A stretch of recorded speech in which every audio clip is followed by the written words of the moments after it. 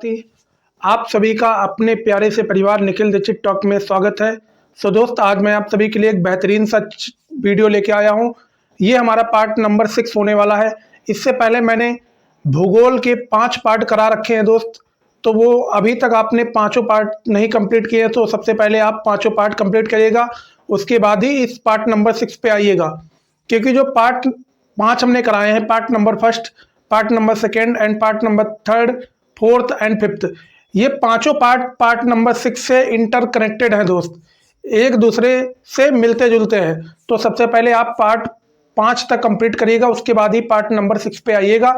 तो दोस्त, मैंने आप सभी को पार्ट 5 में ये कराया था, ये बताया था कि सिंधु नदी की सहायक नदियां कौन कौन सी हैं। उस सिंधु नदी की सहायक नदियों में मैंने आप सभी को पहली नदी बताई थी झेलम नदी। पहली कौन सी नदी बताई थी? झेलम नदी बताई थी। अब हम आपको बताएंगे कि सिंधु नदी की सेकंड नदी कौन सी आती है दोस्त। सिंधु नदी की आगे वाली जितनी भी नदियां हैं उनके बारे में यहाँ पे चर्चा करने वाला हूँ, और उसके बाद जो आगे का टॉपिक रहेगा दोस्त, वो 2 से लेकर 2.5 घंटे की क्लास में जितना कवर हो पाएगा मैं कवर करूंगा। और मैंने वादा किया है मैं दोस्त आप सभी से कि फ्री ऑफ कॉस्ट, आपका एक भी पैसा खर्च किए बगैर मैं आप सभी को फ्री कंटेंट इस यूट्यूब चैनल के माध्यम से दूंगा। सो अभी तक आपने चैनल को सब्सक्राइब नहीं किया तो चैनल को सब्सक्राइब कर लीजिएगा, बेल नोटिफिकेशन को भी प्रेस कर लीजिएगा, ताकि आगे आने वाले सभी वीडियोस की नोटिफिकेशन सबसे पहले आप सभी के पास पहुंच सके। और हमारे द्वारा जो भी जानकारी यहाँ पे इस चैनल के माध्यम से दी जाती है वो सभी जानकारी आप सभी को मिल सके। तो ज़्यादा समय न गवाते हुए हम अपने टॉपिक की ओर बढ़ते हैं। आज का जो हमारा टॉपिक है, टॉपिक हमारा पार्ट नंबर 5 में हमने यहाँ तक खत्म किया था। हमने आपको बताया था कि सिंधु नदी की सहायक नदियों में मैंने आप सभी को पहली नदी बताई थी। कौन सी पहली नदी थी? झेलम नदी। आज मैं आप सभी को बताऊंगा कि सिंधु नदी की सहायक नदियों में दूसरी कौन सी नदी आती है, उसके बारे में चर्चा करेंगे। उसके बाद धीरे धीरे करके आगे की टॉपिक की ओर बढ़ेंगे। तो वीडियो में अंत तक जरूर बने रहिएगा, क्योंकि जब आप वीडियो में अंत तक बने रहेंगे तभी आपको हर एक चीज यहाँ पे समझ आने वाली है। अगर आप वीडियो को स्किप कर देते हैं दोस्त, तो आपकी काफी ज्यादा जानकारी मिस हो जाएगी। तो चलिए वीडियो की शुरुआत करते हैं दोस्त। तो मैंने आपको क्या बताया था? मैंने आपको सिंधु नदी की सहायक नदियां बताई थी। उसमें मैंने आपको सबसे पहली नदी बताई थी झेलम नदी। उसके बारे में मैंने आप सभी को पार्ट नंबर 5 में चर्चा कर ली थी। अब ये हमारा पार्ट नंबर 6 है। इसमें मैं सिंधु नदी की सहायक नदियों में अगली नदी कौन सी आती है उसके बारे में यहाँ पे चर्चा करने जा रहे हैं।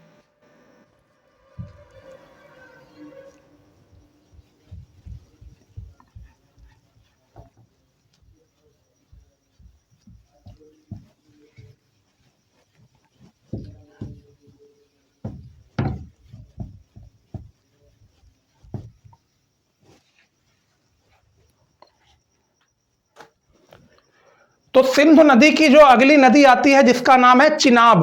क्या नाम है? चिनाब। तो जरा देखिएगा भैया, चिनाब के बारे में क्या चर्चा है यहाँ पे। अगली नदी है हमारी चिनाब। अब गौर से समझिएगा इस चिनाब, अगर हम इसके पुराने नाम की बात करें, इसका पुराना नाम क्या है भैया चिनाब का? चिनाब का पुराना नाम क्या है? चिनाब का पुराना नाम है अस्कनी। क्या नाम है? अस्कनी नाम है इसका। इसका पुराना नाम है अस्कनी नदी। इसका पुराना नाम क्या है? अस्कनी। अस्कनी इसका पुराना नाम है। किसका भैया? चिनाब। चिनाब नदी का पुराना नाम है अस्कनी। ये चीज आपको क्लियर हो चुकी होगी। जब मैं सिंधु नदी की सहायक नदियों के बारे में चर्चा करूं, तो मैंने आपको सिंधु नदी की सहायक नदियों में पहली नदी बताई थी झेलम नदी। उसके बारे में मैंने आप सभी को पार्ट नंबर 5 में चर्चा कर ली थी। ये हमारा पार्ट नंबर 6 है। इस पार्ट नंबर 6 में मैं आप सभी को सिंधु नदी की सहायक नदियों में नंबर 2 वाली जो नदी आती है जिसका नाम है चिनाब नदी। इस चिनाब नदी का पुराना नाम क्या है? इस चिनाब नदी का पुराना नाम है अस्कनी नदी। क्या नाम है? अस्कनी नदी। अब अगर हम इसके उद्गम की बात करें, इसके अगर उद्गम स्थल की बात करें अगर हम इसके उद्गम स्थल की बात करें तो इसका उद्गम स्थल है बड़ा लाचला दर्रा। बड़ा लाचला दर्रा। मैंने आप सभी को बताया था बड़ा लाचला दर्रा के बारे में। मैंने आप सभी को विधिवत रूप से हर एक जानकारी यहाँ पे दी थी कि बड़ा लाचला दर्रा भैया कहाँ पे है, तो आपको यह मालूम होना चाहिए कि जो बड़ा लाचला दर्रा है वो हमारा हिमाचल प्रदेश में है। कहाँ है? हिमाचल प्रदेश में। हिमाचल प्रदेश राज्य में हमारा बड़ा लाचला दर्रा पड़ता है। अगर हम चिनाब नदी के उद्गम स्थल की बात करें, चिनाब नदी का उद्गम स्थल की बात करें, तो चिनाब नदी का उद्गम स्थल क्या है? बड़ा लाचला दर्रा। क्या है दोस्त? बड़ा लाचला दर्रा। ये बड़ा लाचला दर्रा कहाँ है? तो आपको याद होना चाहिए, ये बड़ा लाचला दर्रा मैंने आपको बताया था कि ये बड़ा लाचला दर्रा हिमाचल प्रदेश राज्य में है। ये कहाँ पे है भैया? ये हिमाचल प्रदेश राज्य में है।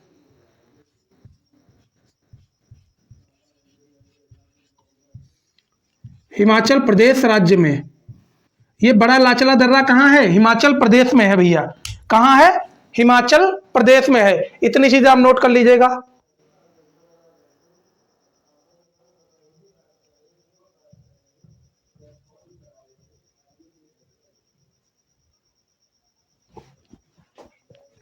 अगर हम बात करें कि चिनाब नदी को हिमाचल प्रदेश में किस नाम से जाना जाता है, चिनाब नदी को हिमाचल प्रदेश में किस नाम से जाना जाता है, तो आपको बता देना है चंद्रभागा नाम से। चंद्रभागा नाम से लिख लीजिएगा यहां पे। चिनाब नदी को हिमाचल प्रदेश में, एचपी हम लिख दे रहे हैं शॉर्ट फॉर्म में, हिमाचल प्रदेश। चिनाब नदी को हिमाचल प्रदेश में चंद्रभागा नाम से जाना जाता है। चंद्रभागा नाम से जाना जाता है। चंद्रभागा नाम से जानते हैं।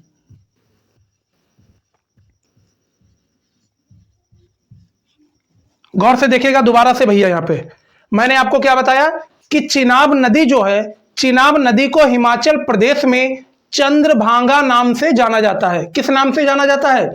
चंद्रभागा नाम से जाना जाता है। किसको? चिनाब नदी को हिमाचल प्रदेश में चंद्रभागा नाम से जाना जाता है। इतनी चीज नोट कर लीजिएगा, उसके बाद आगे का बताते हैं दोस्त।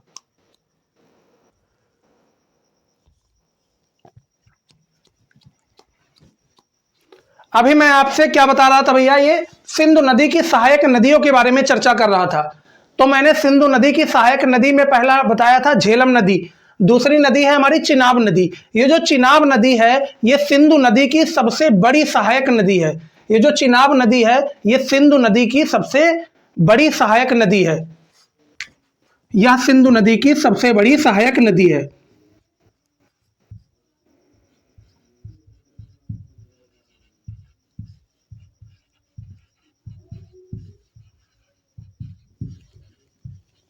सबसे बड़ी सहायक नदी है।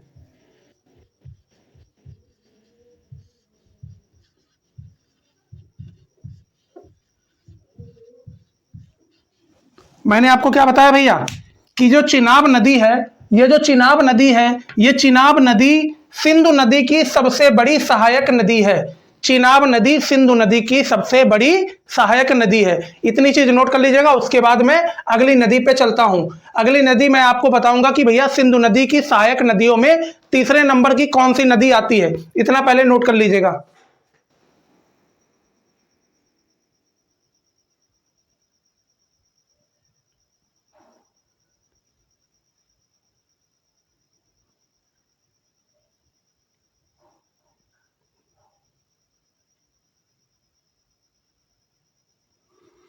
तो तीसरे नंबर की हमारी नदी आती है रावी नदी। तीसरे नंबर की हमारी जो नदी आती है इसका नाम है रावी नदी। ये तीसरी नदी है भैया सिंधु नदी की सहायक नदियों की अगर बात करें तो तीसरे नंबर की कौन सी नदी है? रावी नदी। कौन सी नदी? रावी नदी। तीसरे नंबर की अगर बात करें तो तीसरे नंबर पे कौन सी आती है? रावी नदी आती है। तीसरे नंबर पे हमारी आती है रावी नदी। कौन सी नदी भैया? रावी नदी। तो अगर हम सिंधु नदी की सहायक नदियों के बारे में चर्चा करूं, अगर मैं सिंधु नदी की सहायक नदियों के बारे में चर्चा करूं, इस सिंधु नदी की सहायक नदियों में हमारी तीसरे नंबर की नदी आती है जिसका नाम है रावी नदी। क्या नाम है? रावी नदी। क्या नाम है भैया? रावी नदी। अगर हम इसके पुराने नाम की बात करें, इसका पुराना नाम क्या है?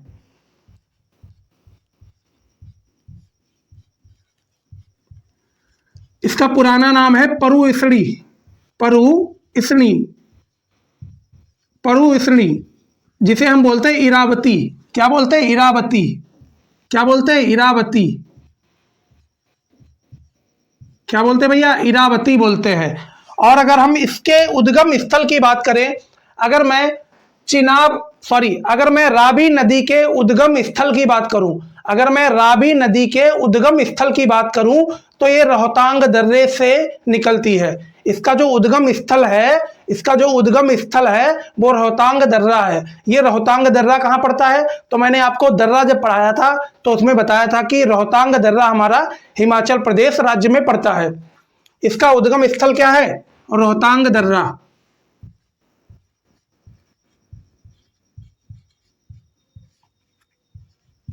उद्गम स्थल, तो उद्गम स्थल इसका क्या है भैया?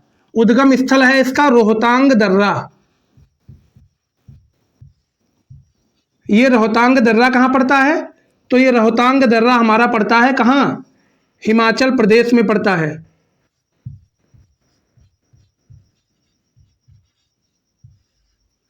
कहाँ पड़ता है? हिमाचल प्रदेश में पड़ता है। तो इसके बारे में इतना नोट कर लीजिएगा भैया, रावी नदी के बारे में। ये हमारी सिंधु नदी की तीसरी सहायक नदी थी जिसका नाम है रावी नदी। क्या नाम है? रावी नदी। इसके बारे में नोट कर लीजिएगा भैया। उसके बाद आगे बढ़ते हैं।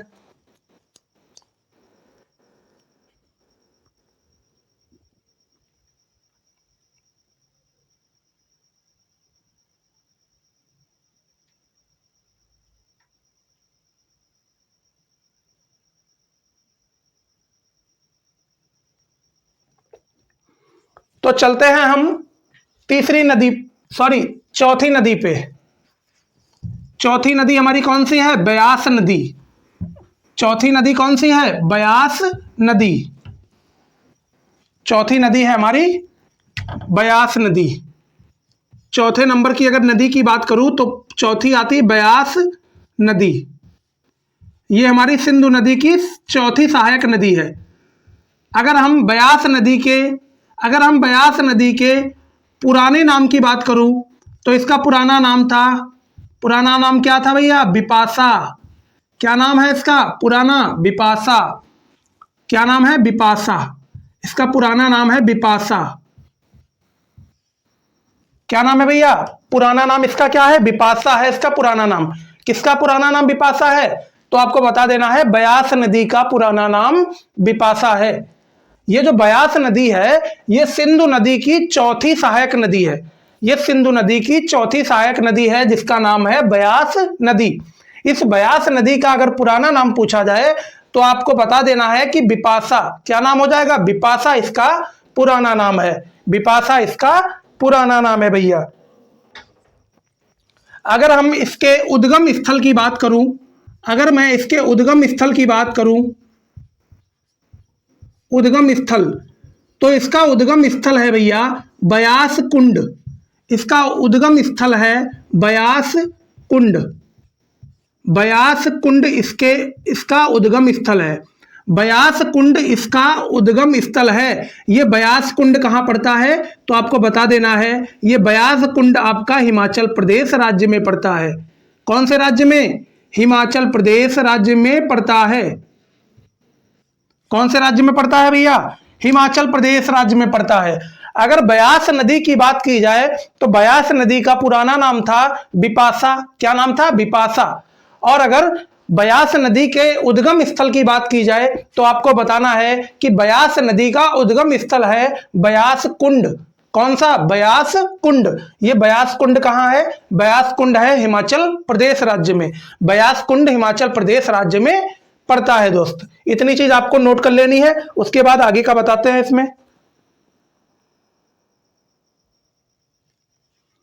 अब यहां पे ब्यास नदी की जब हम चर्चा कर रहे हैं तो ये ब्यास नदी पाकिस्तान में नहीं जाती है। ये ब्यास नदी पाकिस्तान में नहीं जाती है। ये ब्यास नदी जो है ये भारत में ही रहती है और भारत में रह के ये सतलज नदी में मिल जाती है। लिख लीजिएगा यह नदी पाकिस्तान में नहीं जाती है, पाकिस्तान में नहीं जाती है।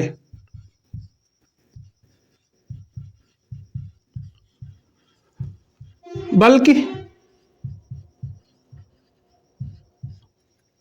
भारत में ही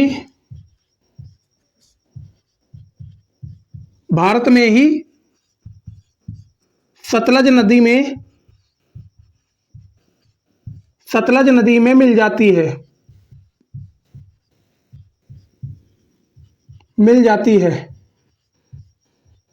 सतलज नदी में मिल जाती है। ये जो ब्यास नदी है दोस्त, ये जो ब्यास नदी है, ये ब्यास नदी पाकिस्तान में नहीं जाती है, बल्कि भारत की जो सतलज नदी है, ये भारत में ही सतलज नदी में मिल जाती है। कौन? ब्यास नदी भारत में सतलज नदी में ही मिल जाती है। ये चीज आपको नोट कर लेनी है इतनी। उसके बाद मैं आगे के टॉपिक पे बढ़ता हूं दोस्त।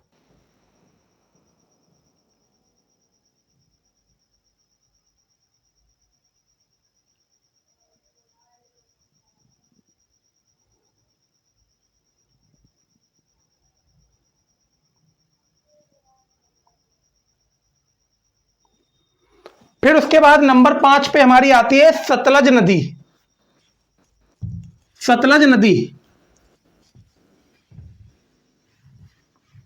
नंबर 5 पे हमारी आती है सतलज नदी। कौन सी नदी? सतलज नदी। नंबर 5 पे हमारी आती है सतलज नदी।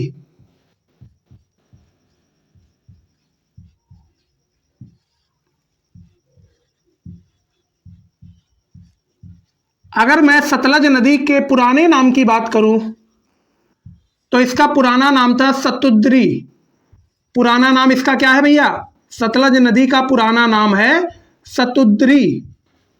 सतुद्री पुराना नाम इसका क्या है? सतुद्री इसका पुराना नाम है। किसका पुराना नाम सतुद्री है भैया? आपको बता देना है कि सतलज नदी का पुराना नाम सतुद्री है। ये सतलज नदी जो है, ये सिंधु नदी की 5वीं सहायक नदी है। ये जो सतलज नदी है, ये सिंधु नदी की 5वीं सहायक नदी है। और जब पूछा जाए कि सतलज नदी का पुराना नाम बताइएगा, तो आपको सतलज नदी का पुराना नाम बता देना है सतुद्री। सतुद्री, सतुद्री, ये इसका पुराना नाम है भैया। क्या है? इसका पुराना नाम है सतुद्री।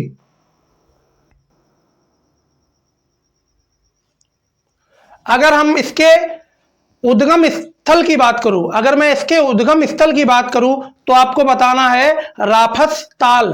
क्या? राफस ताल। राफस ताल इसका उद्गम स्थल है। राफस ताल। ये राफस ताल कहां पड़ता है? ये राफस ताल तिब्बत में पड़ता है। कहां पड़ता है? तिब्बत। जो कैलाश पर्वत से निकलती है। कैलाश पर्वत। अगर मैं इसके उद्गम स्थल की बात करूं,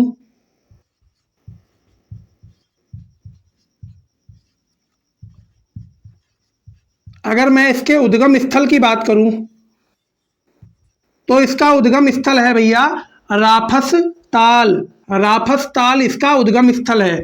ये जो राफस ताल है, ये तिब्बत में पड़ता है। कहां पड़ता है? तिब्बत में पड़ता है। अगर आपसे पूछा जाए कि सतलज नदी का उद्गम स्थल क्या है, तो आपको बताना है राफस ताल। ये राफस ताल कहां पड़ता है? तो आपको बता देना है कि राफस ताल तिब्बत में पड़ता है। कहां पड़ता है? तिब्बत में। कहां पड़ता है भैया? तिब्बत में। इतनी चीज आप नोट कर लीजिएगा।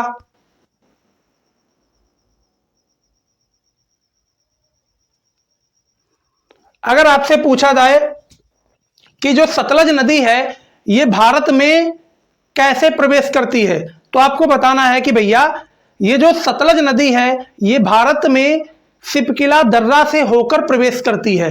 ये भारत में सिपकिला दर्रा से होकर प्रवेश करती है। जो सतलज नदी है, ये भारत में सिपकिला दर्रा से होकर प्रवेश करती है। या भारत में सिपकिला दर्रा से होकर प्रवेश करती है। या भारत में सिपकिला दर्रा से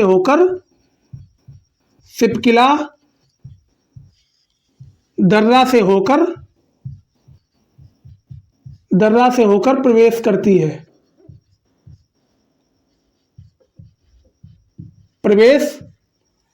है। अगर आपसे पूछा जाए कि जो सतलज नदी है, आपसे पूछा जाए कि सतलज नदी भारत में कहां से प्रवेश करती है, तो आपको बता देना है कि जब सतलज नदी जो है वो भारत में सिपकिला दर्रा से होकर प्रवेश करती है। सतलज नदी भारत में सिपकिला दर्रा से होकर प्रवेश करती है। इतनी चीज नोट कर लीजिएगा, उसके बाद अगले टॉपिक पे बढ़ते हैं भैया। इतनी चीज नोट कर लीजिएगा जल्दी से।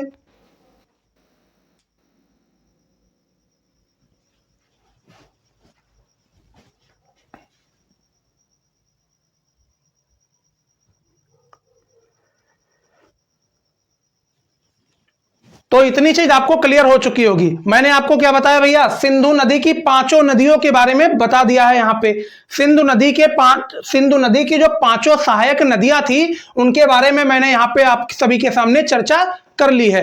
अब इन पांचों नदियों को पंजाब राज्य में एक नाम से जाना जाता है। वो कौन सा नाम है भैया, तो याद रखिएगा, सिंधु नदी की 5 सहायक नदियों को पंजाब राज्य में पंचनद नाम से जाना जाता है। पंजाब राज्य में सिंधु नदी की जो 5 नदियां हैं, सिंधु नदी की जो 5 सहायक नदियां हैं, उनको पंचनद नाम से जाना जाता है। यहां नोट कर लीजिएगा भैया।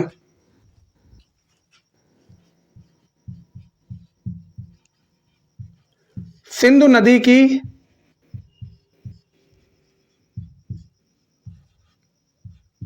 5 सहायक नदियों को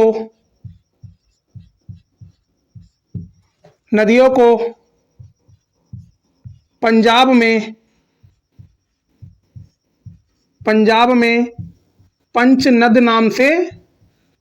पंचनद नाम से जाना जाता है।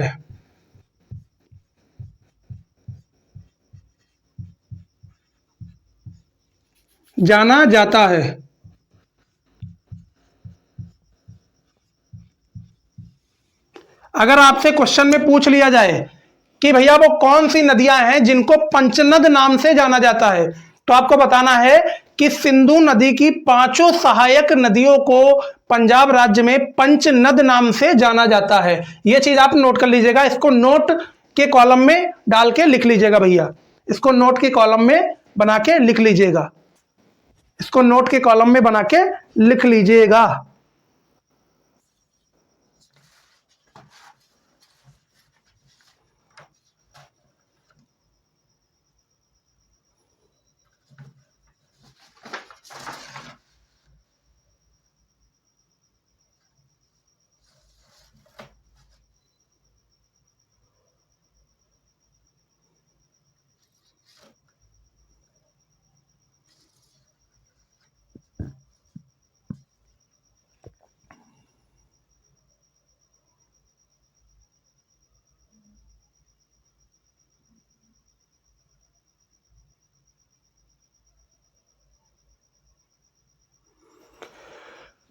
तो अब मैंने यहां पे आपको क्या बताया था, बाएं हाथ की सहायक नदियां। अब मैं आपको बताऊंगा कि दाएं हाथ की सहायक नदियां कौन कौन सी हैं। तो इसको मैं इरेज करने जा रहा हूं भैया।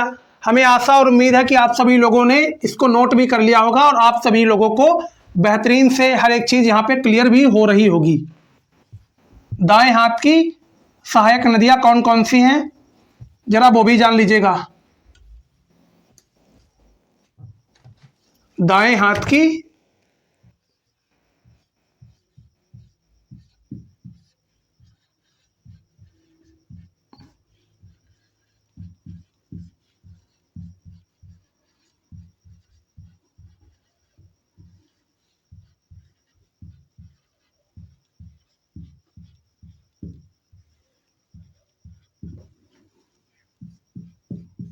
तो अब यहाँ पे मैं आप सभी को बताऊंगा कि दाएं हाथ की सहायक नदियां, दाएं हाथ की सहायक नदियां हमारी कौन कौन सी हैं। तो आप सभी को जब दाएं हाथ की सहायक नदियों के बारे में चर्चा की जाए तो आपको बताना है, पहली नदी है शोक, पहली नदी है शोक नदी, पहली नदी है भैया शोक।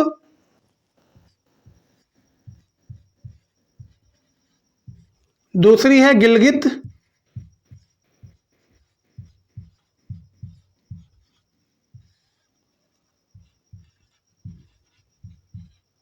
पहली नदी है शोक नदी, दूसरी है भैया, पहली है शोक, दूसरी है गिलगित, तीसरी, चौथी और पांचवी, तीसरी है जास्कर नदी,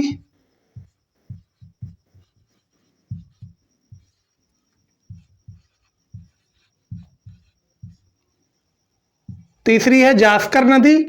पहली नदी है भैया शोक नदी, दूसरी है गिलगित नदी, तीसरी है जास्कर नदी, चौथी है भैया हुंजा, चौथी है हुंजा,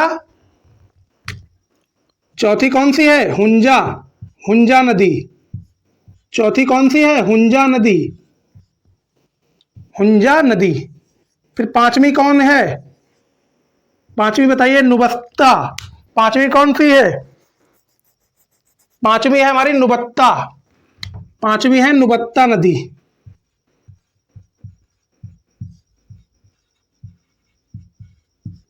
तो गौर से देखिएगा दोबारा से, जब हम दाएं हाथ की सहायक नदियों के बारे में बात करूं तो इस दाएं हाथ की सहायक नदियों में पहली नदी आती है शोक नदी, दूसरी नदी है गिलगित नदी, तीसरी नदी है जास्कर नदी, चौथी नदी है हुंजा नदी, पांचवी नदी है नुबत्ता नदी। तो इतना आप नोट कर लीजिएगा, उसके बाद अगली नदी पे चलते हैं दोस्त, इतना नोट कर लीजिएगा पहले।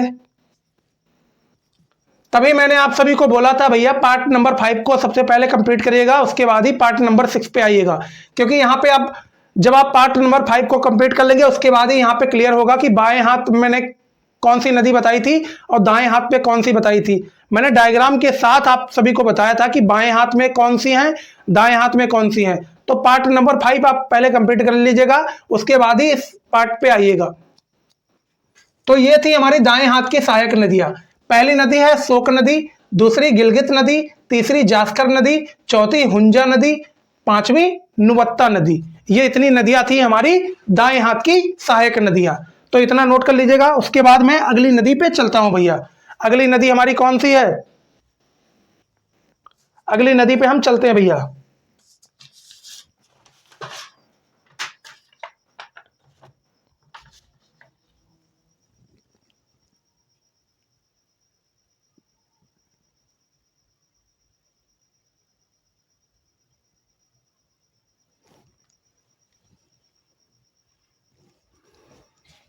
फिर उसके बाद हम चलते हैं भैया, अगली नदी जो आती है ब्रह्मपुत्र नदी, ब्रह्मपुत्र नदी।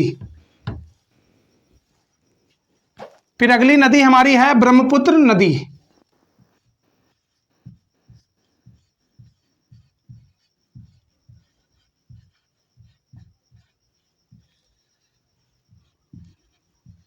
ब्रह्मपुत्र नदी।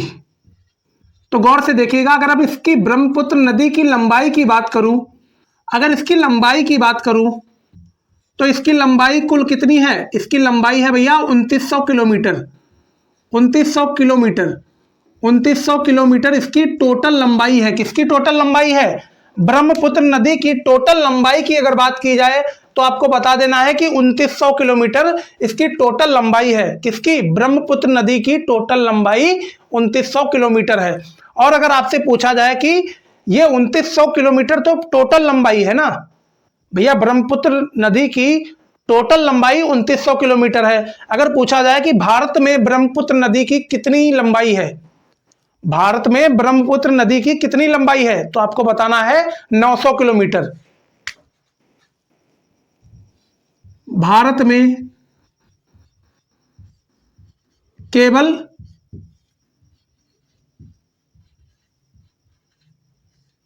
भारत में केवल 900 किलोमीटर ही इसकी लंबाई है। यह चीज आपको ध्यान रखना है। अगर आपसे पूछा जाए कि ब्रह्मपुत्र नदी की टोटल लंबाई बताइएगा, आपको बताना है 2900 किलोमीटर। और अगर आपसे पूछा जाए कि ब्रह्मपुत्र नदी की लंबाई भारत में बताइए, तो आपको बताना है 900 किलोमीटर। इतनी चीज आपको बढ़िया से क्लियर हो चुकी होगी, इतनी चीज आपको क्लियर हो चुकी होगी बढ़िया बेहतरीन ढंग से।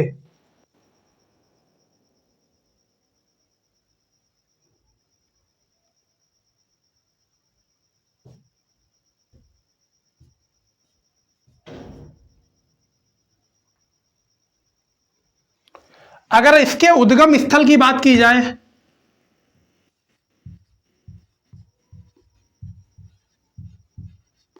अगर आपसे बोला जाए कि इसके उद्गम स्थल की बात की जाए, अगर आपसे बोला जाए कि भैया ब्रह्मपुत्र नदी का उद्गम स्थल क्या है, ब्रह्मपुत्र नदी का उद्गम स्थल क्या है, तो आपको बताना है चेमा युगडम, चेमा युगडम,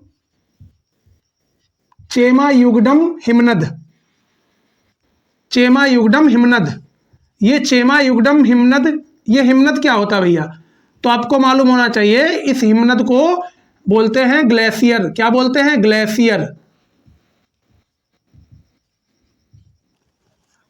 अगर आपसे पूछा जाए कि भैया ब्रह्मपुत्र नदी जो है, ब्रह्मपुत्र नदी का उद्गम स्थल बताइएगा, तो आपको बताना है ब्रह्मपुत्र नदी का उद्गम स्थल है चेमा युगडम, चेमा युगडम हिमनद। चेमा युगडम हिमनद ब्रह्मपुत्र नदी का उद्गम स्थल है। ये चेमा युगडम हिमनद कहां पड़ता है, तो आपको बताना है तिब्बत में पड़ता है। ये कहां है भैया? ये तिब्बत में है। कहां है? ये तिब्बत में है।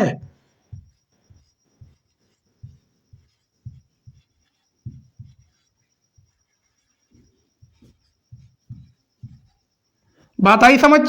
जी बिल्कुल। आपसे बोला जाए कि ब्रह्मपुत्र नदी का उद्गम स्थल बताइएगा, आपको बताना है चेमा युगडम हिमनद। फिर आपसे बोला जाए कि ये चेमा युगडम हिमनद कहाँ है, तो आपको बताना है ये चेमा युगडम हिमनद जो है वो तिब्बत में पड़ता है। इतनी चीज नोट कर लीजिएगा भैया, उसके बाद आगे बढ़ते हैं।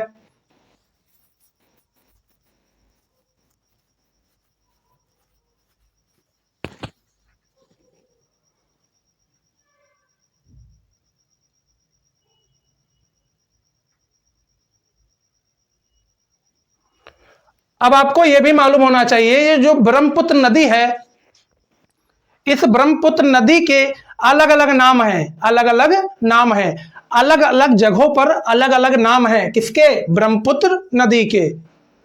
ध्यान लिख लीजिएगा, अलग अलग जगहों पर, अलग अलग जगहों पर, अलग अलग जगहों पर, जगहों पर अलग अलग जगहों पर अलग अलग नाम,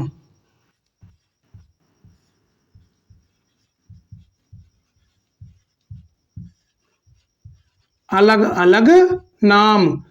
अब आपसे बोला जाए कि पहली कौन सी जगह है, तो आपको बताना है पहली, तो आपको बताना है भैया कौन सी जगह है। आपसे बोला जाए कि ब्रह्मपुत्र नदी के अलग अलग जगहों पर अलग अलग नाम क्या हैं, तो आपको बताना है कि इसको तिब्बत में, इसको तिब्बत में सांगपो के नाम से जानते हैं। तिब्बत में किस नाम से जानते हैं, तो आपको बताना है सांगपो, सांगपो नाम से जानते हैं। किसको? ब्रह्मपुत्र नदी को तिब्बत में सांगपो के नाम से जाना जाता है। ब्रह्मपुत्र को, ब्रह्मपुत्र नदी को तिब्बत में सांगपो के नाम से जाना जाता है। इसको इंग्लिश में भी लिख लीजिएगा, सांगपो।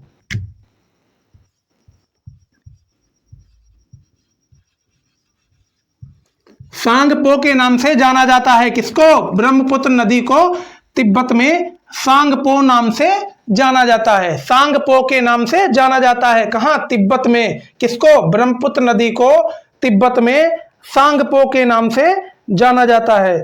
यह चीज आपको ध्यान रखनी है। अब अगर बात की जाए भारत में, भारत के एक राज्य है जिसका नाम है अरुणाचल प्रदेश। अरुणाचल प्रदेश में इसको किस नाम से जाना जाता है? अगर बात की जाए अरुणाचल प्रदेश में इसको अरुणाचल प्रदेश में ब्रह्मपुत्र नदी को दिहांग नाम से जाना जाता है। दिहांग, दिहांग नाम से जाना जाता है। और अगर बात की जाए असम राज्य में इसको किस नाम से जाना जाता है, तो आपको बताना है असम राज्य में इसको ब्रह्मपुत्र नाम से जाना जाता है। ब्रह्मपुत्र नाम से ही जाना जाता है। अगर बात की जाए, आपको पूछा जाए कि बांग्लादेश में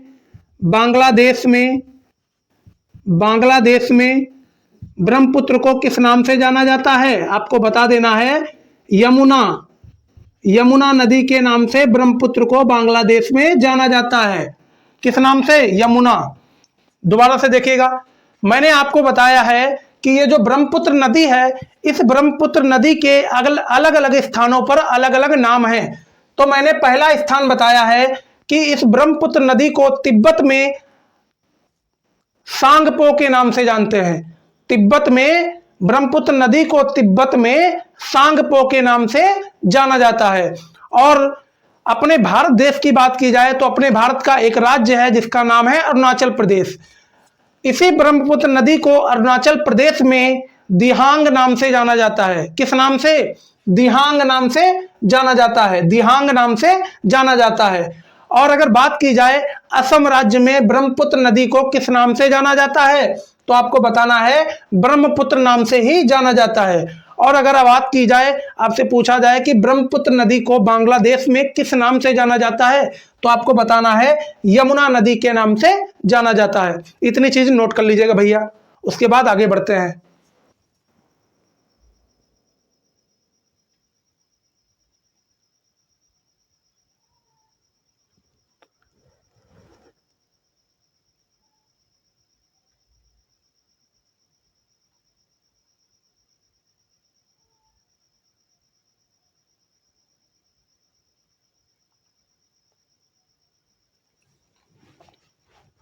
इतना नोट कर लीजिएगा।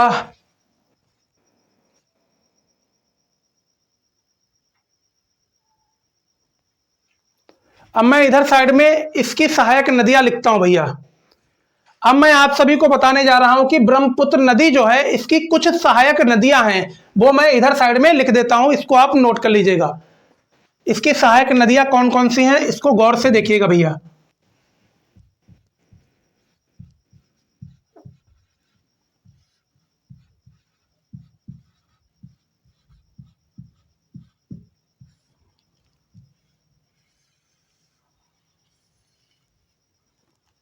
ब्रह्मपुत्र नदी की सहायक नदियां कौन कौन सी हैं, तो ये चीज भी आपको मालूम होनी चाहिए। अगर हम इसकी सहायक नदियों के बारे में चर्चा करूं तो पहली नदी आती है दिबांग। पहली नदी आती है दिबांग। पहली नदी कौन सी है भैया? दिबांग।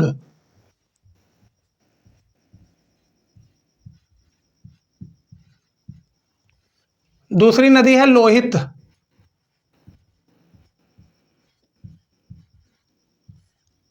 तीसरी नदी कौन सी है? ब्रह्मपुत्र नदी की सहायक नदियों के बारे में अगर चर्चा की जाए तो पहली नदी आती है दिबांग नदी, दूसरी नदी आती है लोहित नदी, और तीसरी आती है धनसिरी। तीसरी धनसिरी।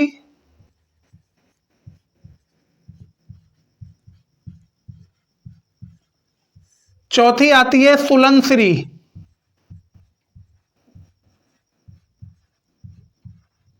चौथी कौन सी भैया? सुलनसिरी।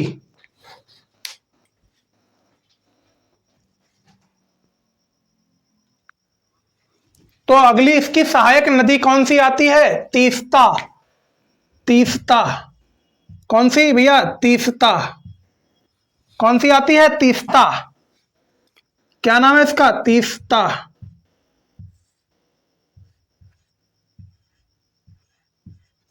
फिर अगली कौन सी आती है? मानस।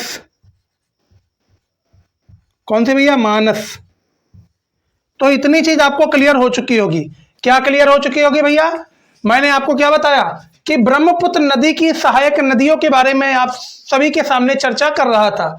तो ब्रह्मपुत्र नदी की जब सहायक नदियों के बारे में आपसे पूछा जाए तो आपको बताना है कि ब्रह्मपुत्र नदी की सहायक नदी पहली नदी कौन सी है? दिबांग नदी। दूसरी लोहित नदी, तीसरी कौन सी है? तीसरी है धनश्री नदी, चौथी है सुलनश्री नदी, पांचवी है तिस्ता नदी, छठी है मानस नदी। ये 6 की 6 नदियां जो हैं ये ब्रह्मपुत्र नदी की सहायक नदियां हैं। ये चीज आपको ध्यान रखनी है। तो इतना आपने नोट भी कर लिया होगा भैया, इसमें तो आपको कोई भी प्रॉब्लम नहीं हुई होगी। अब मैंने आपको बताया है भैया, ये जो तीस्ता नदी है, ये वाली जो तीस्ता नदी है, ये हमारी ब्रह्मपुत्र नदी की सहायक नदियों में ही आती है। इसी तीस्ता नदी पर भारत प्लस बांग्लादेश के बीच विवाद है। भारत प्लस बांग्लादेश के बीच में कौन सी नदी पर विवाद है? तीस्ता नदी पर। कौन सी नदी? तीस्ता नदी पर भारत प्लस बांग्लादेश के बीच विवाद है। यहां पे लिख देता हूं भैया, तीस्ता नदी। ये जो तीस्ता नदी है, इसी तीस्ता नदी पर भारत प्लस बांग्लादेश के बीच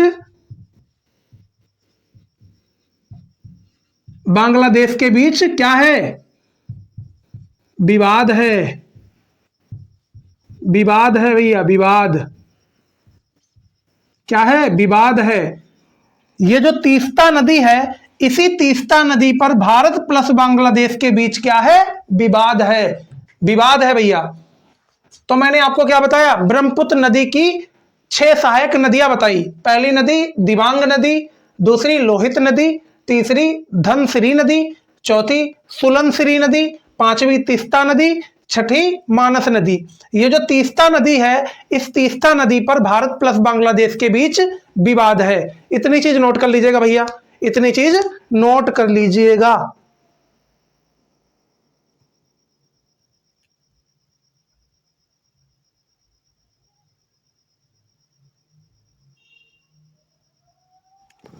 अब आपको मालूम होना चाहिए कि ये जो ब्रह्मपुत्र नदी है, ये ब्रह्मपुत्र नदी असम राज्य में एक द्वीप बनाती है। एक द्वीप बनाती है जिसका नाम है क्या? माजुली द्वीप। दोस्त, ब्रह्मपुत्र नदी जो है ये असम राज्य में एक द्वीप बनाती है। उस द्वीप का नाम है माजुली द्वीप। यहां पे लिख देता हूं भैया,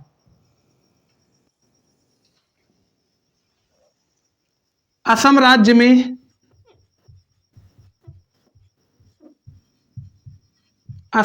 में एक द्वीप बनाती है, एक द्वीप बनाती है। उस द्वीप का नाम क्या है भैया? उस द्वीप का नाम है माजुली द्वीप। क्या नाम है? माजुली द्वीप।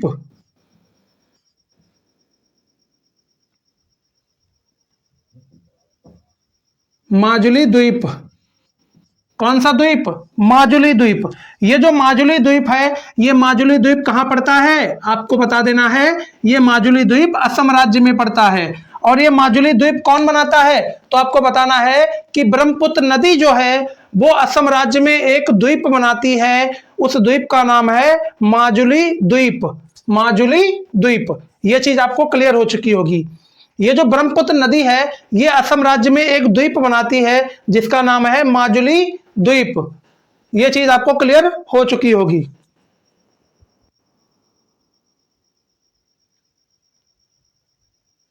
अब ये जो माजुली द्वीप है, ये विश्व का सबसे बड़ा नदी द्वीप है।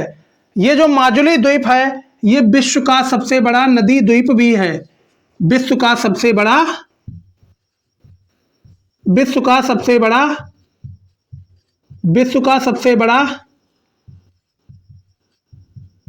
नदी द्वीप है। अगर आपसे बोला जाए कि विश्व का सबसे बड़ा नदी द्वीप बताइएगा, तो आपको बताना है विश्व का सबसे बड़ा नदी द्वीप है माजुली द्वीप। जो माजुली द्वीप ब्रह्मपुत्र नदी असम राज्य में बनाती है। बात आई समझ आ गई? तो इतना नोट कर लीजिएगा।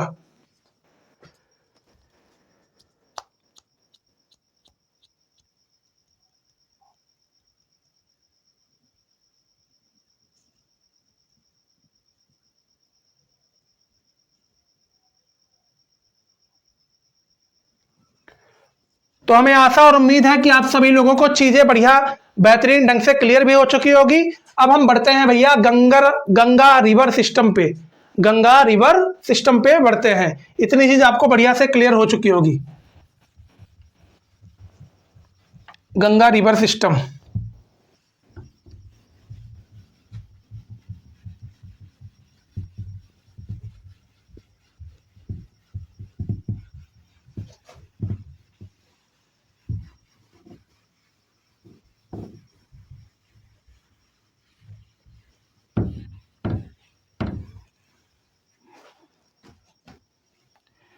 तो अब यहां पे चलते हैं गंगा रिवर सिस्टम।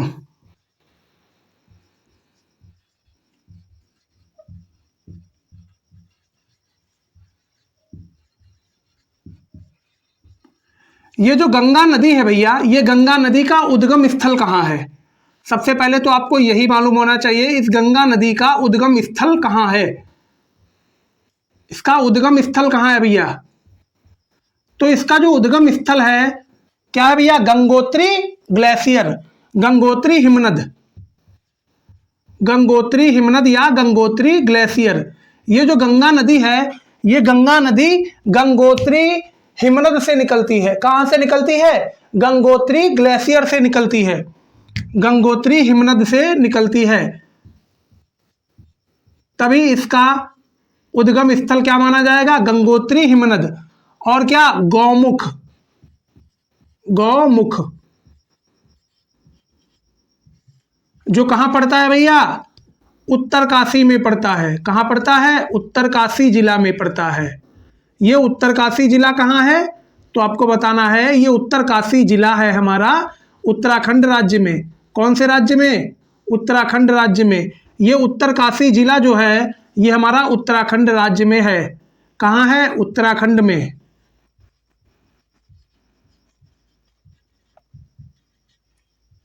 इतनी बात आ गई समझ? आ गई।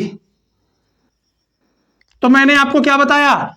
गंगा जो नदी है हमारी, गंगा जो नदी है, गंगा नदी का उद्गम स्थल क्या है? तो आपको बताना है, गंगा नदी का उद्गम स्थल है गंगोत्री हिमनद या गंगोत्री ग्लेशियर। बात आई समझ? आ गई। तो इतनी चीज आप नोट कर लीजिएगा भैया, इतनी चीज नोट कर लीजिएगा।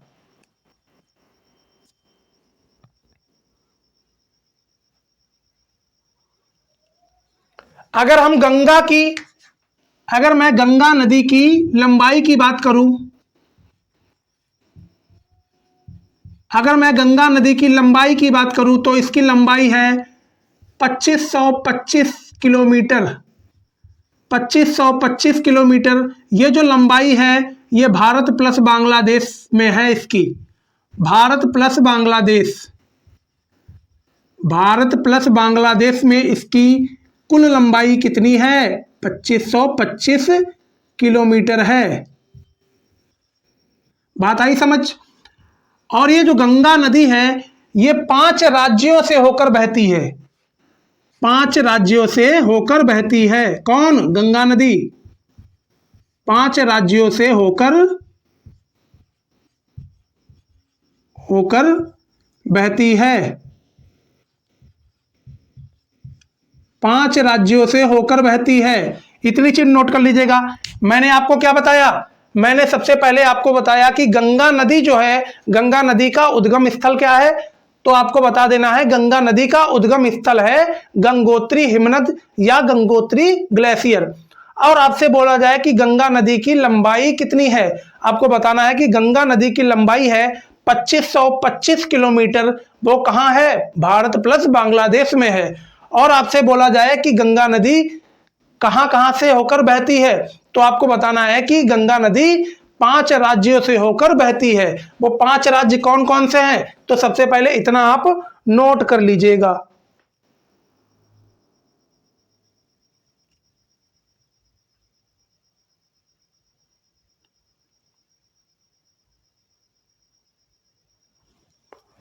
तो पहला राज्य है उत्तराखंड, उत्तराखंड। दूसरा है यूपी, तीसरा है बिहार,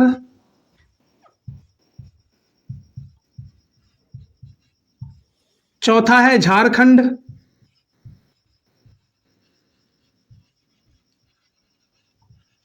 पांचवा राज्य कौन सा है? पांचवा है वेस्ट बंगाल, पांचवा राज्य है वेस्ट बंगाल।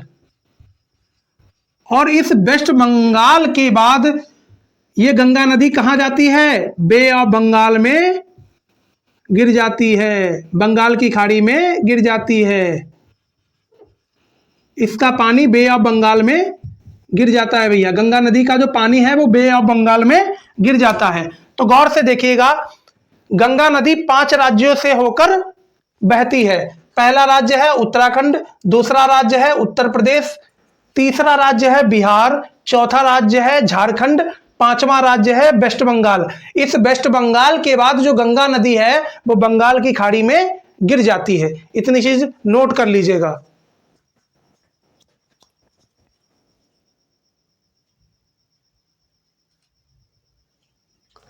और अगर आपसे बोला जाए कि ये जो 5 राज्य हैं, इन पांचों राज्यों में गंगा नदी सबसे ज्यादा किसमें जाती है?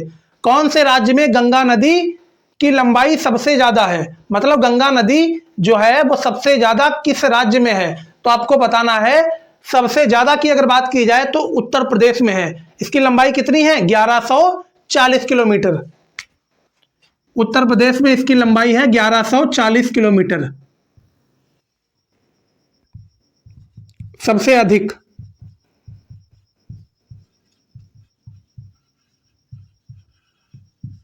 कितनी भैया? 1140 किलोमीटर। और अगर सबसे कम की बात की जाए तो आपको बताना है सबसे कम जो गंगा नदी कहां बहती है? झारखंड में। कितना भैया? सबसे कम। सबसे कम कितना? 40 किलोमीटर। कितना भैया? 40 किलोमीटर। तो इतनी चीज नोट कर लीजिएगा। मैंने आपको क्या बताया? गंगा नदी 5 राज्यों से होकर बहती है। पहला राज्य है उत्तराखंड, दूसरा राज्य उत्तर प्रदेश, तीसरा राज्य बिहार, चौथा राज्य झारखंड, पांचवा राज्य वेस्ट बंगाल, पश्चिम बंगाल। पश्चिम बंगाल के बाद जो गंगा नदी है वो बे ऑफ बंगाल या बंगाल की खाड़ी में गिर जाती है। अगर बात की जाए सबसे ज्यादा किस राज्य में गंगा नदी बहती है, तो पहला राज्य है उत्तर प्रदेश। उत्तर प्रदेश राज्य में गंगा नदी सबसे ज्यादा बहती है। कितना भैया? 1140 किलोमीटर गंगा नदी की लंबाई है सिर्फ उत्तर प्रदेश में ही। और अगर सबसे कम की बात की जाए तो सबसे कम गंगा नदी झारखंड राज्य में बहती है। कितना? 40 किलोमीटर मात्र इसकी लंबाई है झारखंड में। तो इतना नोट कर लीजिएगा।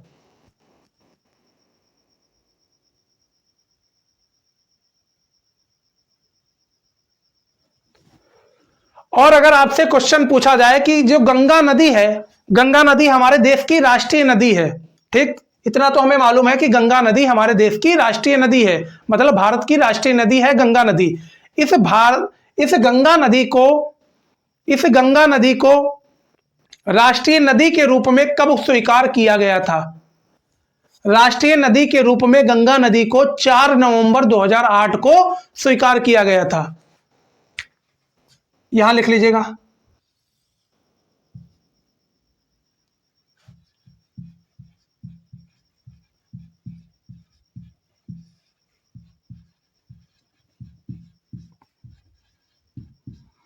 राष्ट्रीय नदी के रूप में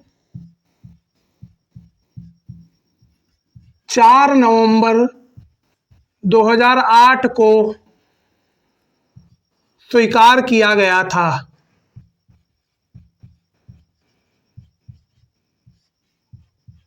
स्वीकार किया गया था।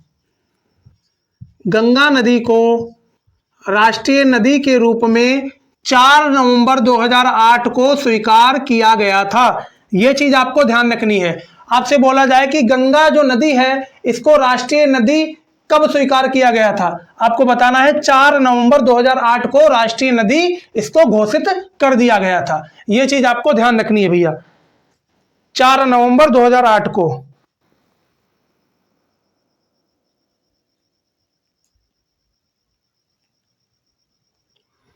और अगर बात की जाए कि भारत की सबसे लंबी नदी, अगर बात की जाए, आपसे पूछा जाए कि भारत की सबसे लंबी नदी कौन सी है, तो आपको यह भी बता देना है कि भारत की सबसे लंबी नदी जो है गंगा नदी है। भारत की सबसे लंबी नदी गंगा नदी है?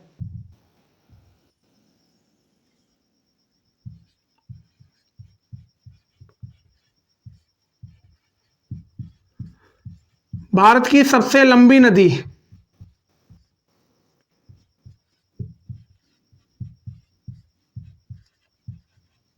गंगा नदी भैया भारत की सबसे लंबी नदी है। और सबसे ज्यादा इसका जल ग्रहण कौन करता है? सबसे ज्यादा जल ग्रहण इसका करता है कौन?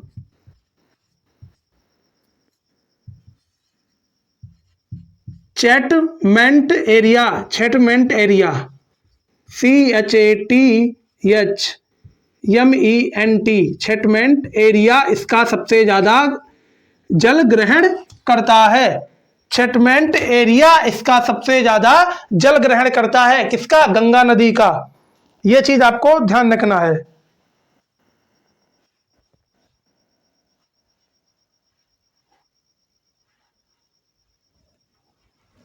और अगर बोला जाए कि जो गंगा नदी है, इस गंगा नदी का जो पानी है उसको ना खराब होने का क्या कारण है? ये जो गंगा नदी है इसका पानी खराब नहीं होता है, क्या कारण है इसका भैया? क्या कारण है कि गंगा नदी का जो पानी है वो खराब नहीं होता है? तो आपको बताना है, क्या भैया बताना है? जीवाणु। आपको बताना है जीवाणु बैक्टीरियोफेज के कारण, जीवाणु बैक्टीरियोफेज के कारण गंगा नदी का जो जल होता है वो खराब नहीं होता है। गंगा नदी का जल खराब ना होना क्या कारण है भैया इसका? जो गंगा नदी है इसका जल खराब नहीं होता है, इसका क्या कारण है? तो याद रखिएगा, गंगा नदी का जल खराब नहीं होता है, इसका ये कारण है कि इसमें जीवाणु बैक्टीरियोफेज मौजूद होता है। जीवाणु बैक्टीरियोफेज के कारण गंगा नदी का जल खराब नहीं होता है। यहां लिख लीजिएगा, जीवाणु जीवाणु बैक्टीरियोफेज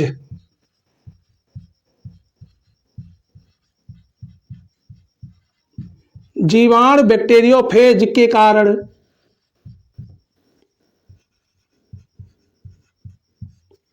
इसका जल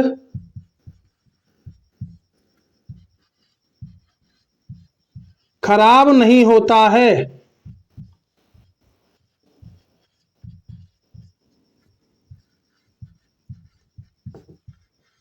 जीवाणु बैक्टीरियोफेज के मौजूद होने के कारण गंगा नदी का जल खराब नहीं होता है। यह चीज आप नोट कर लीजिएगा, इतना नोट कर लीजिएगा, उसके बाद मैं इसको रफ कर दूंगा भैया। इतना नोट कर लीजिएगा, उसके बाद इसको रफ करता हूं।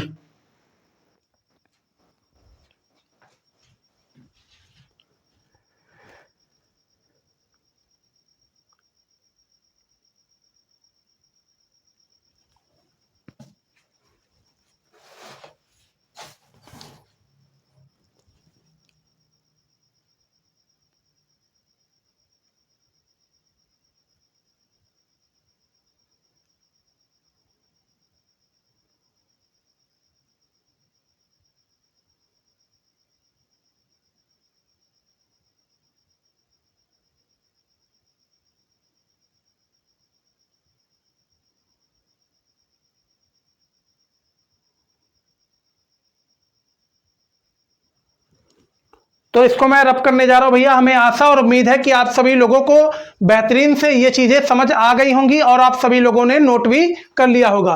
अब मैं आप सभी को बताऊंगा कि वो 4 ऐसे स्थान हैं जहां पे कुंभ मेला लगता है।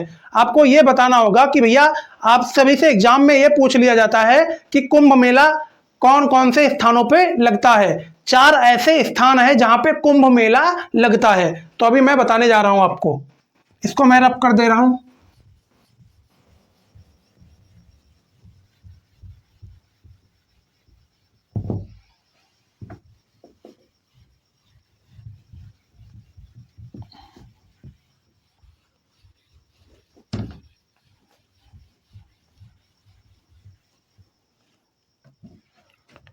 तो यहां पे आपको नोट करना है 4 स्थान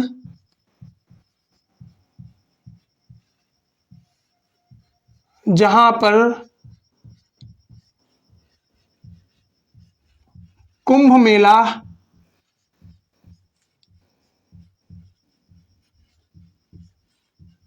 लगता है।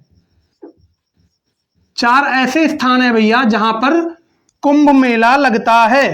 4 ऐसे स्थान हैं जहां पर कुंभ मेला लगता है। इसको थोड़ा नीचे लिख देते हैं भैया, यहां पे दिख नहीं रहा होगा। 4 ऐसे स्थान हैं जहां पर कुंभ मेला नहीं लगता है, सॉरी 4 ऐसे स्थान हैं जहां पर कुंभ मेला लगता है। 4 स्थानों पर कुंभ मेला लगता है। कुंभ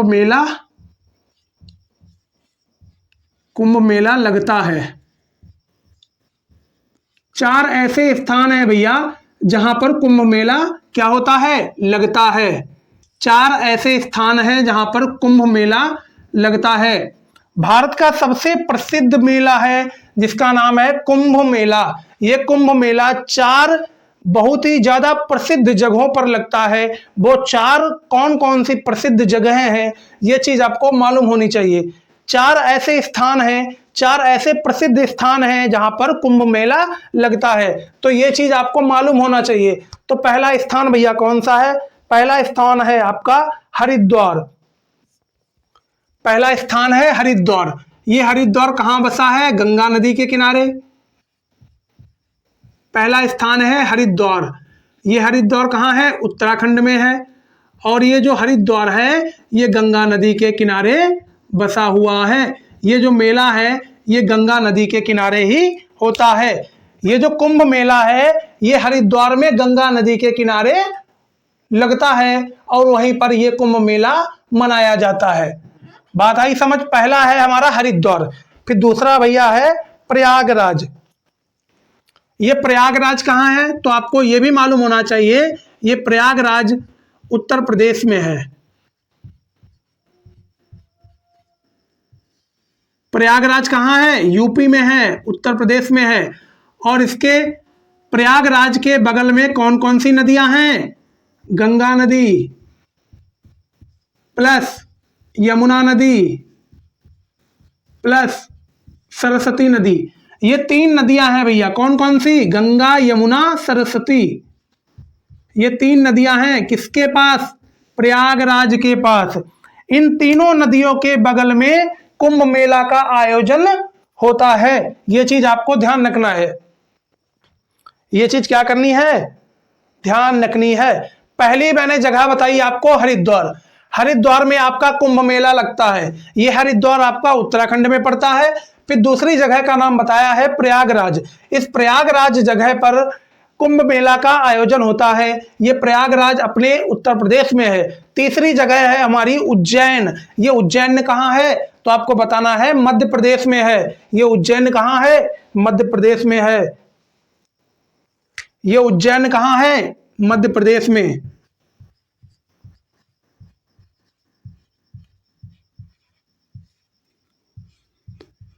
ये जो उज्जैन है भैया ये कहाँ है? क्षिप्रा नदी के पास। क्षिप्रा नदी,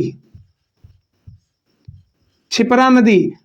और ये तीसरा स्थान है जहां पर भैया क्या होता है? जहां पर कुंभ मेला का आयोजन होता है। तीसरा स्थान है जहां पर कुंभ मेला लगता है। अब आपको बताना है कि चौथा वो कौन सा स्थान है जहां पर कुंभ मेला लगता है। तो आपको चौथा स्थान बता देना है नासिक। कौन सा? नासिक। ये नासिक भैया कहाँ है? तो आपको बताना है नासिक हमारा महाराष्ट्र में है। ये महाराष्ट्र में है। कहाँ है? महाराष्ट्र में, जो हमारा गोदावरी नदी के किनारे पड़ता है। गोदावरी नदी के किनारे यह मेला लगता है।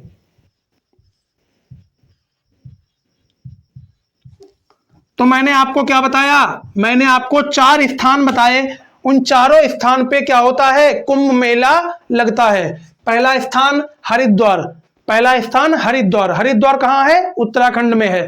ये पहला स्थान है जहां पर कुंभ मेला लगता है। दूसरा स्थान है प्रयागराज।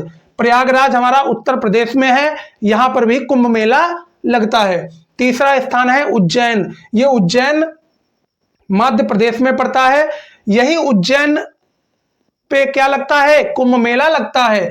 फिर चौथा जो स्थान है जिसका नाम है नासिक, ये नासिक महाराष्ट्र में है, यहीं पर कुंभ मेला लगता है। ये 4 ऐसे स्थान है जहां पर कुंभ मेला लगता है दोस्त, इतना नोट कर लीजिएगा।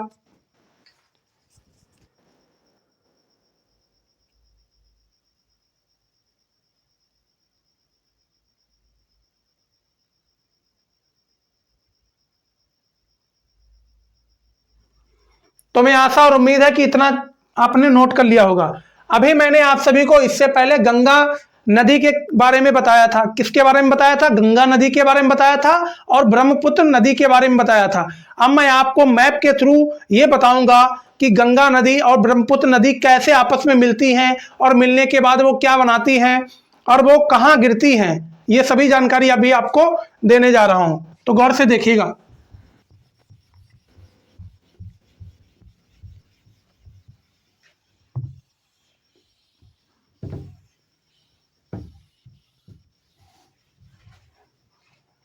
तो सबसे पहले मैं यहां पे मैप ड्रा कर लेता हूं दोस्त।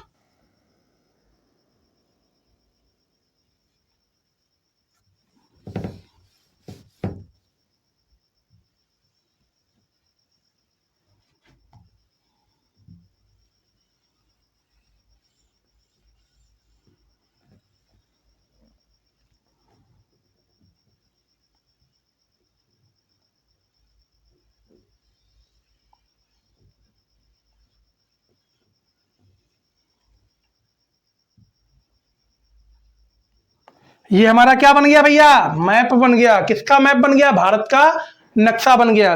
किसका नक्शा बन गया, भारत का नक्शा बन गया। अब यहां पे आपको गौर से समझना है भैया, यहां पे क्या करना है, आपको गौर से समझना है। अब गौर से ये समझिएगा, यहां पे आपकी ब्रह्मपुत्र नदी है, ये आपकी ब्रह्मपुत्र नदी है।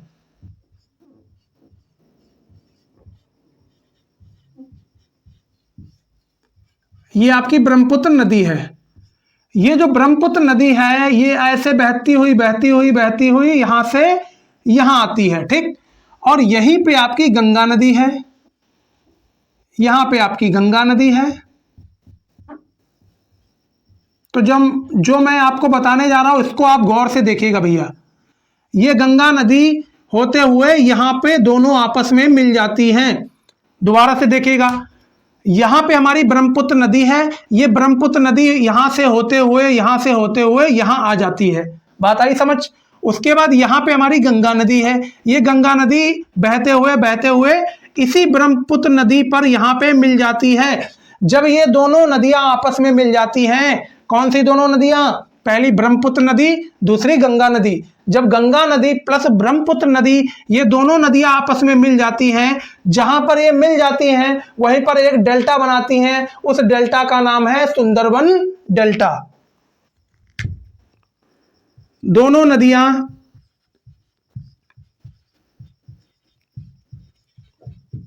आपस में मिल जाती हैं,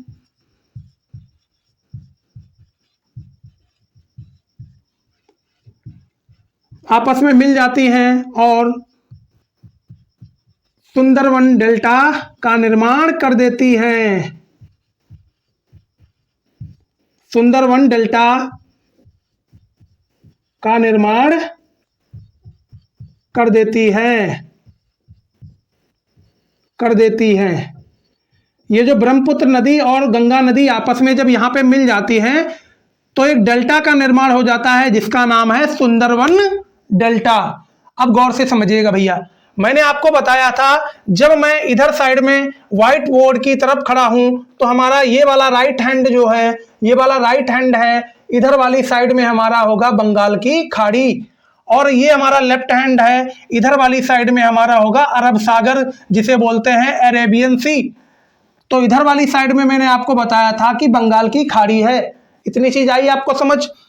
ये जो ब्रह्मपुत्र नदी और गंगा नदी जब आपस में यहां मिल जाते हैं तो एक डेल्टा बनता है, उस डेल्टा का नाम है सुंदरवन डेल्टा। उसके बाद ये दोनों नदियां कहां गिर जाती हैं, बंगाल की खाड़ी में गिर जाती हैं।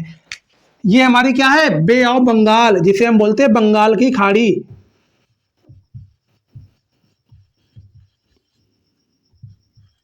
इसे हम बोलते हैं बंगाल की खाड़ी।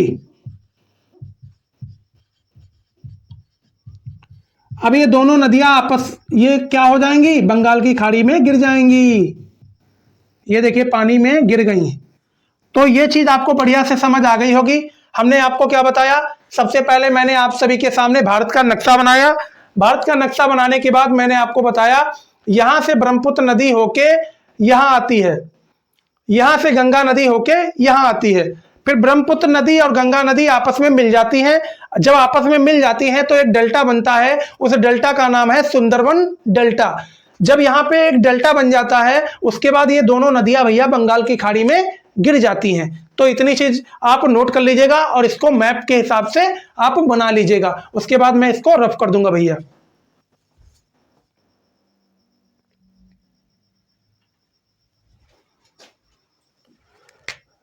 यहां लिख लीजिएगा ब्रह्मपुत्र नदी।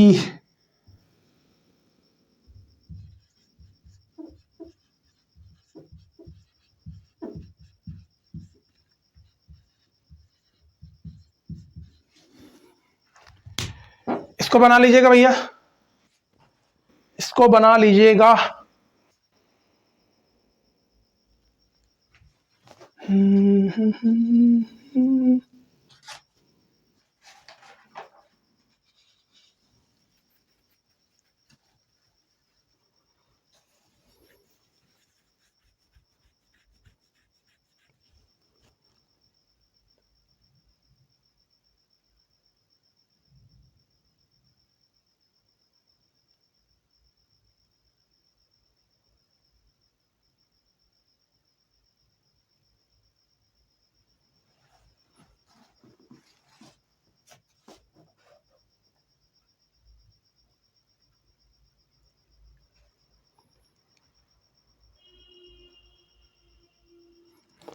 तो इतनी चीज आपको समझ आ गई होगी भैया। इसको मैं आप रफ करने जा रहा हूं,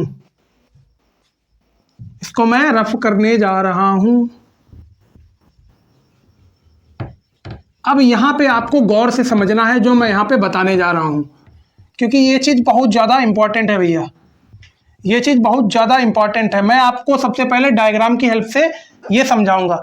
तो सबसे पहले आपको चार चोटी बना लेनी है। क्या बना लेना है, चार चोटी बना लेना है। छोटी छोटी बनाइएगा ताकि आ जाए भैया एक ही पेज में। चार चोटी मैं यहां पे बना रहा हूं। चार चोटी मैंने बना दी। क्या बना दी भैया, चार चोटी बना ली। पहली चोटी, दूसरी चोटी, तीसरी चोटी, चौथी चोटी। सबसे पहले आपको चार चोटी बना लेनी है। फिर पहली चोटी का नाम क्या है भैया, पहली है यमुनोत्री, सॉरी पहली चोटी है बंदरपुच्छ, पहली चोटी है बंदरपुच्छ।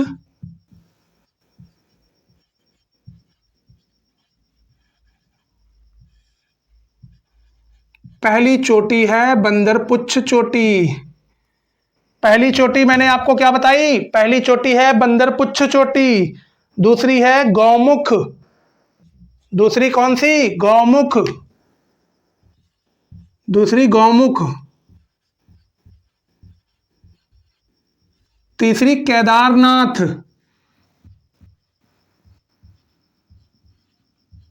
तीसरी कौन सी, केदारनाथ। चौथी है बद्रीनाथ। ये हमारी चार चोटी हैं। गौमुख चोटी, फिर कौन सी चोटी, केदारनाथ चोटी, फिर हमारी यहां पे बद्रीनाथ चोटी। इतनी चीज आपको समझ आ गई होगी। मैंने आपको क्या बनाया, मैंने आपको क्या बताया भैया, मैंने आपको बताया सबसे पहले आपको चार चोटी बना लेना है। पहली चोटी बंदरपुच्छ चोटी, दूसरी चोटी गौमुख चोटी, तीसरी केदारनाथ चोटी, चौथी बद्रीनाथ चोटी। तो इतनी चोटी आपने बना ली होंगी, हमें आशा और उम्मीद है।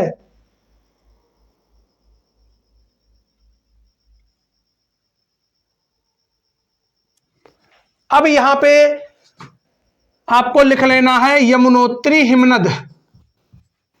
यमुनोत्री हिमनद।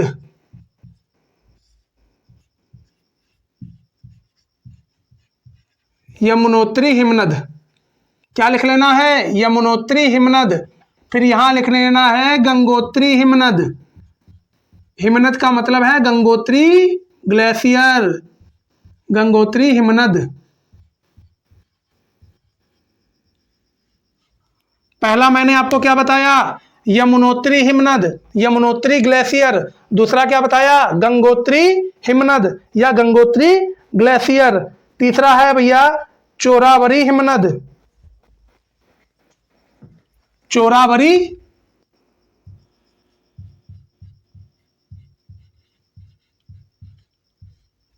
चोरावरी हिमनद। चौथा है सतीपंत हिमनद।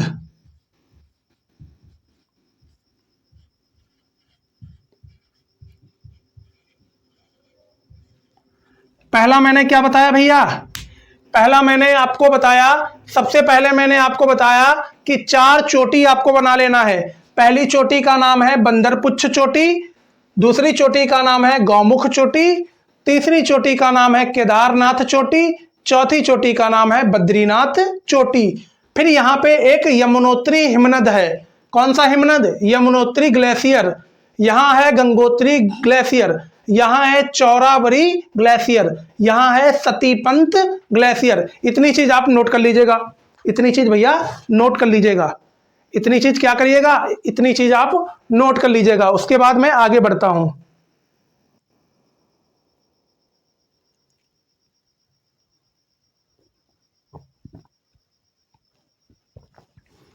अब इसी यमुनोत्री ग्लेशियर से एक नदी निकलती है जिसका नाम है यमुना नदी। इसी यमुनोत्री हिमनद से, इसी यमुनोत्री ग्लेशियर से एक नदी निकलती है जिसका नाम है यमुना नदी। तो यहां पे नदी बना लीजिएगा।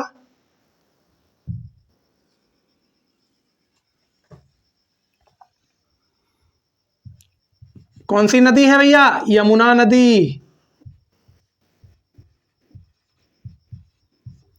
ये यमुना नदी यमुनोत्री ग्लेशियर से निकलती है। ये यमुना नदी, ये जो यमुना नदी है, ये यमुना नदी यमुनोत्री ग्लेशियर से निकलती है। इतनी चीज आपको क्लियर हो चुकी होगी।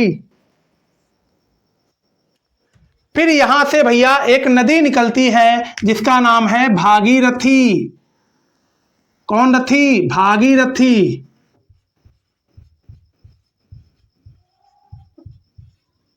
भागीरथी नदी।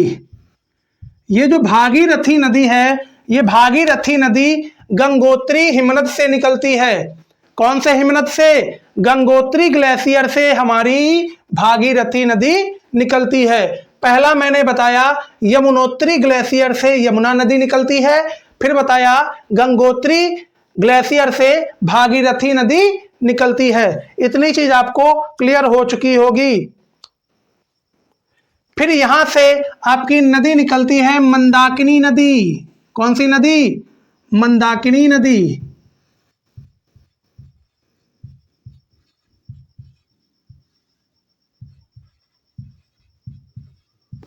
कौन सी नदी भैया? मंदाकिनी नदी। तो गौर से देखिएगा, चौरावरी ग्लेशियर, चौरावरी हिमनद से एक नदी निकलती है जिसका नाम है मंदाकिनी नदी। ये मंदाकिनी नदी चौरावरी ग्लेशियर से निकलती है। फिर आखिरी नदी आती है अलकनंदा नदी। ये अलकनंदा नदी जो है वो सतीपंत हिमनद से निकलती है। अलकनंदा नदी, अलकनंदा नदी। अलकनंदा नदी कहां से निकलती है? तो आपको बताना है अलकनंदा नदी जो है वो सतीपंत ग्लेशियर से निकलती है। तो इतनी चीज आप नोट कर लीजिएगा पहले, उसके बाद मैं आगे बढ़ता हूं भैया। इसमें और भी आपको बेहतरीन सी जानकारी यहां पे देता हूं।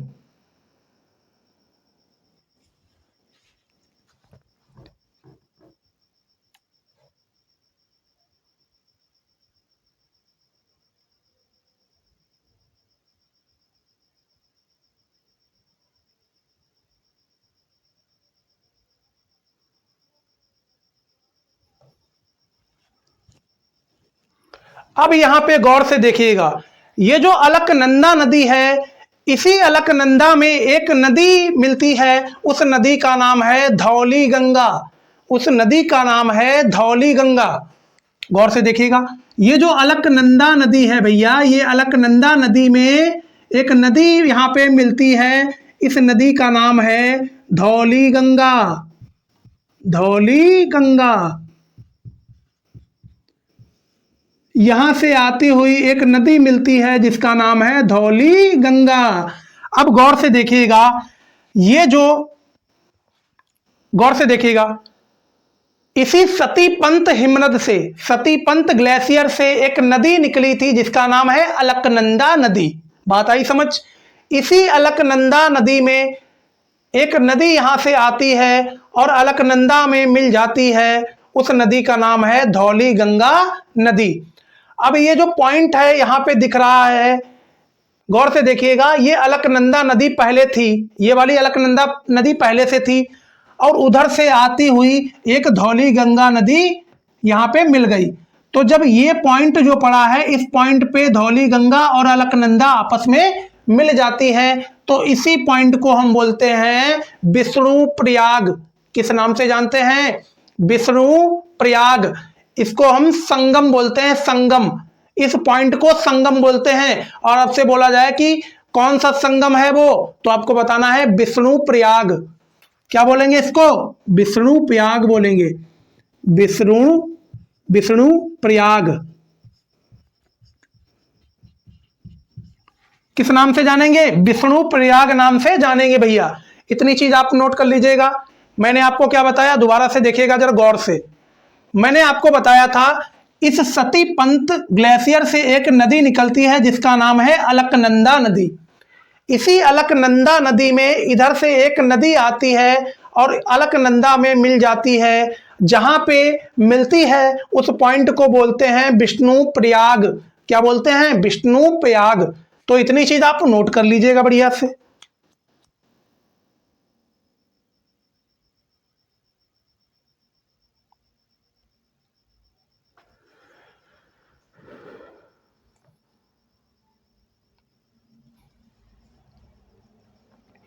अब गौर से देखिएगा, ये जो अलकनंदा नदी है, इसी अलकनंदा में एक नदी और भी मिल जाती है जिसका नाम है नंदाकिनी नदी। क्या नाम है? नंदाकिनी नदी। यहां पे एक नदी और मिल जाती है, उसका नाम है नंदाकिनी नदी। इधर से देखिए एक नदी आ रही है भैया, भैया आ रही है। यहां पे एक नदी और मिल गई, इस नदी का नाम है नंदाकिनी नदी। इस नदी का नाम है नंदाकिनी नदी। और ये जब नंदाकिनी नदी इसी अलकनंदा नदी में मिली है, तो इस पॉइंट पे मिली है, तो इस पॉइंट को क्या बोलेंगे? नंद प्रयाग बोलेंगे।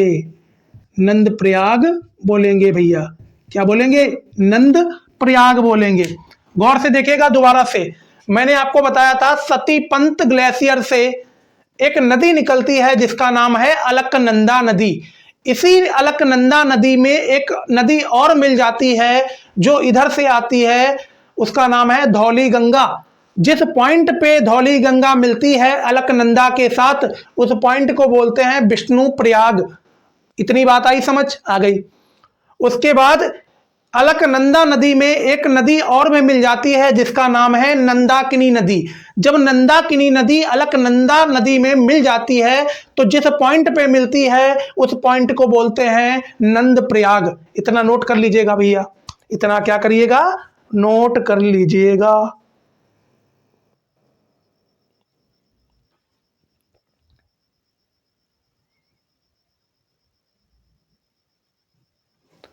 फिर गौर से देखिएगा, इसी अलकनंदा नदी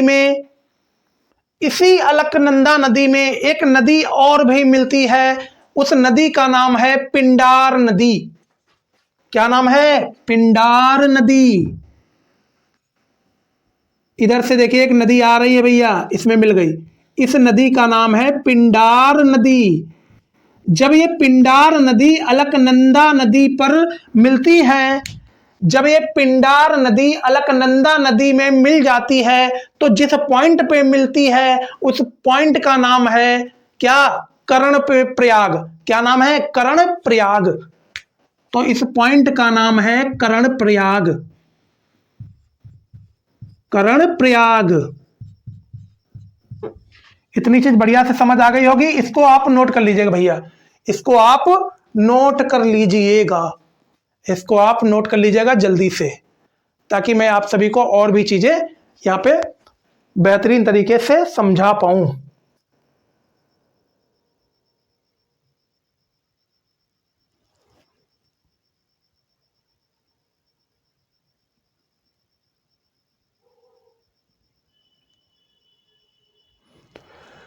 अब गौर से देखिएगा भैया,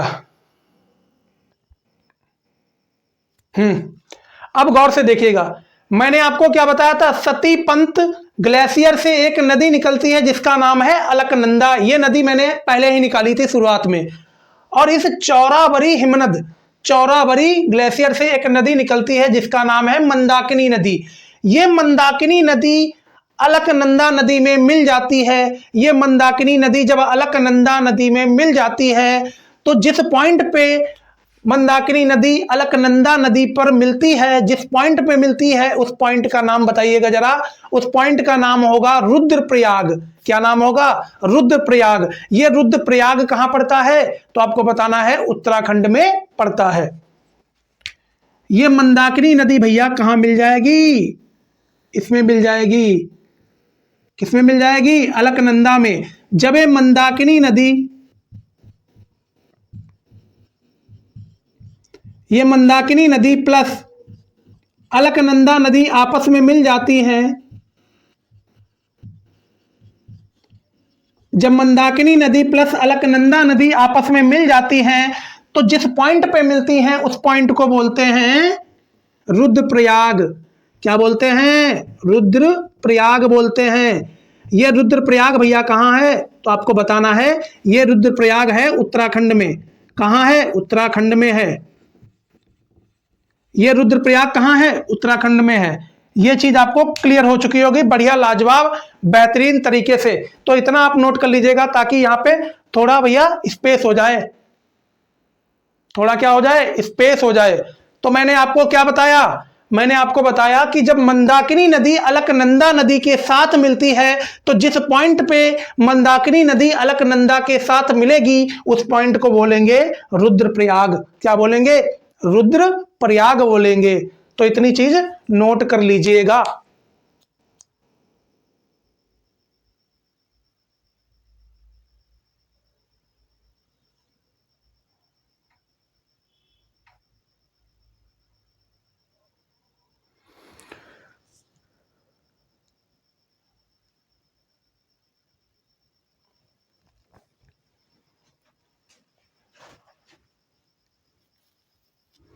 अब गौर से देखिएगा यहां पे भैया, यहां पे जरा समझने वाली ये बात है, जब ये भागीरथी नदी, जब ये वाली भागीरथी नदी अलकनंदा नदी के साथ मिल जाती है तो जिस पॉइंट पे मिलती है, जिस संगम पे मिलती है उस संगम का नाम क्या है?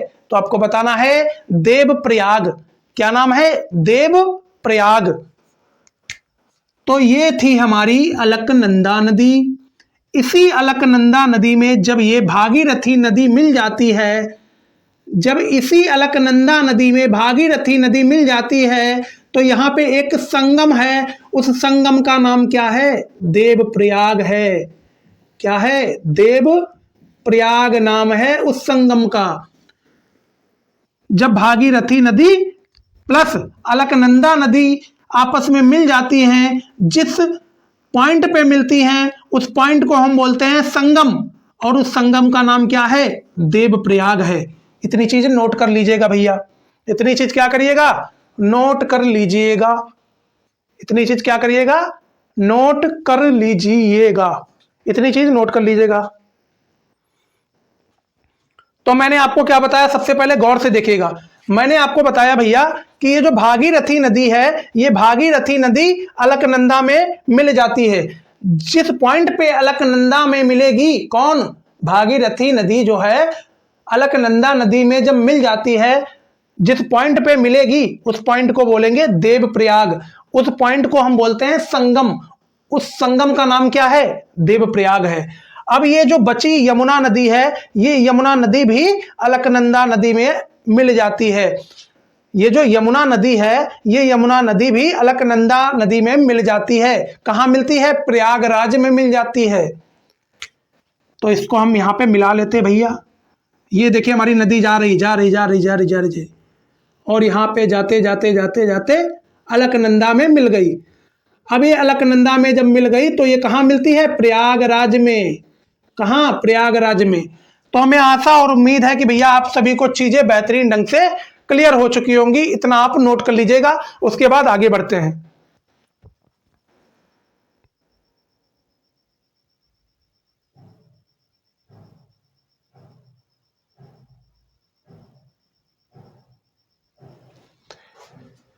इतना आप नोट कर लीजिएगा पहले।